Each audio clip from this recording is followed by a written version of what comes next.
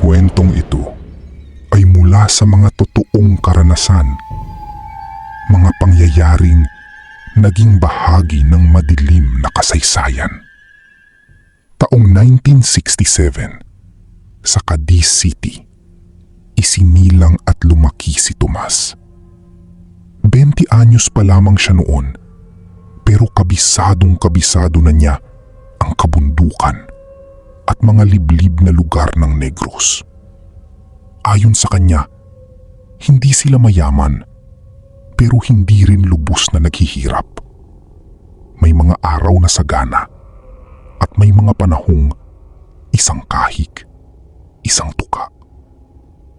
Pero sa kabila noon, hindi sila nawawalan ng pag-asa. Palaging sinasabi ng kanyang ama, hanggat may ginagawa ka sa buong maghapon, wala kang dapat ikatakot pagsapit ng dilim. Kaya bata pa lamang si Tomas, natuto na siyang magtrabaho. Hindi na siya nakapag-aral pa dahil para sa kanila, hindi sukatan ng talino ang diploma. Mas mahalaga raw ang karanasang natututunan sa tunay na buhay. Pero bukod sa simpleng pamumuhay, may isa pang bagay na kakaiba sa kanilang pamilya. Hindi sila naniniwala sa relihiyong dala ng simbahan. Mas matindi ang paniniwala nila sa mga diwata, bathala, at mga nilalang na hindi nakikita. Hanggang sa dumating ang gabing tuluyang nagpabago sa kanyang buhay. Ilang buwan ang lumipas.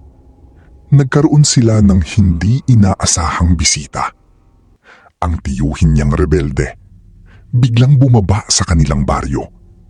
Sugatan ito, pagod, at tila matagal nang walang pahinga. Labis ang gulat ni Tomas dahil mahigit 10 taon na rin nang huli niya itong makita. Pagpasok niya sa bahay, agad niya itong nakitang nakaupo habang umiinom ng kape. "Oh, tiyo, napadalaw ho kayo." Ngumiti ang kanyang tiyuhin at niyakap siya. "Masaya akong makita ka, pamangkin." Pero habang tumatagal ang usapan, napapansin ni Tomas na tila may mabigat itong problema. Makalipas ang ilang minuto, lumabas ang ama ni Tomas. Tahimik itong umupo sa harapan ng kanyang kapatid.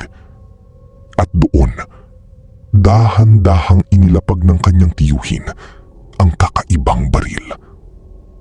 Mabigat agad ang pakiramdam ni Tomas dahil alam niyang hindi basta-basta ang dahilan kung bakit ito bumaba mula bundok.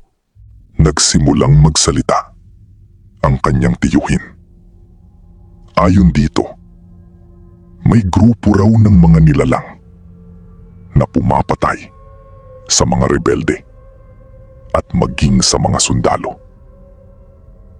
Mga aswang na naninirahan sa kabundukan. Noong una raw, hindi nila iyon pinansin. Pero habang lumilipas ang panahon, isa-isa nang nawawala ang mga tao. May mga kampo raw na natatagpo ang puro bangkay. Mga katawan na pinunit, nilapa, at halos hindi na makilala.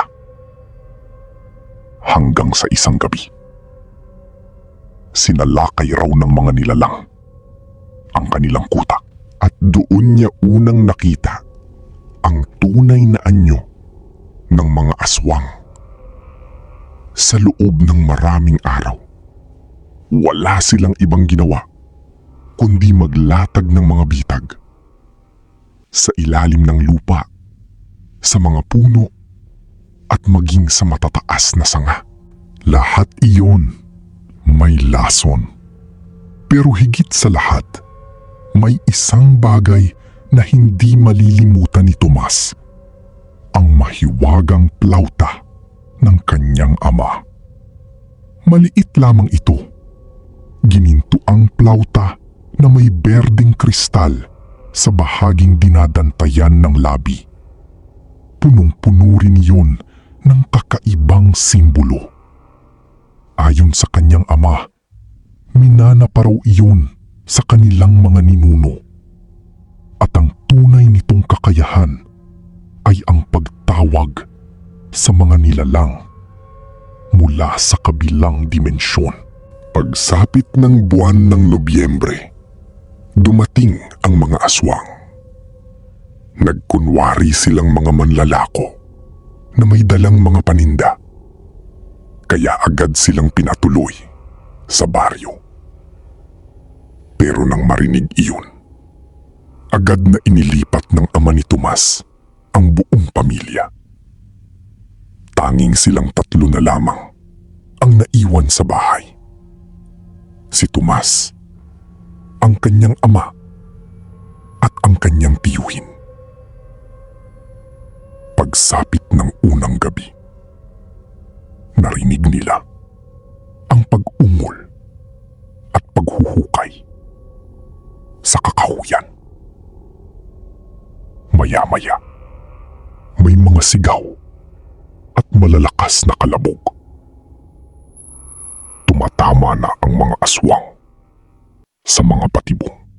Doon na inilabas ng ama ni Tomas ang mahiwagang plauta. Dahan-dahan niya itong inihip at agad nagbago ang hangin. Lumakas ang unos, dumilim ang langit, at naglitawan ang mga kidlat. Maya-maya, may malaking ipo-ipo na nabuo sa gitna ng kakahuyan. At mula roon, unti-unting lumitaw ang isang bathala, reyna ng hangin. Kasunod noon, isang napakalaking nilalang ang bumungad sa kalangitan. Bakunawa. Paglitaw nito, biglang nanginig ang buong paligid. Namula ang buwan.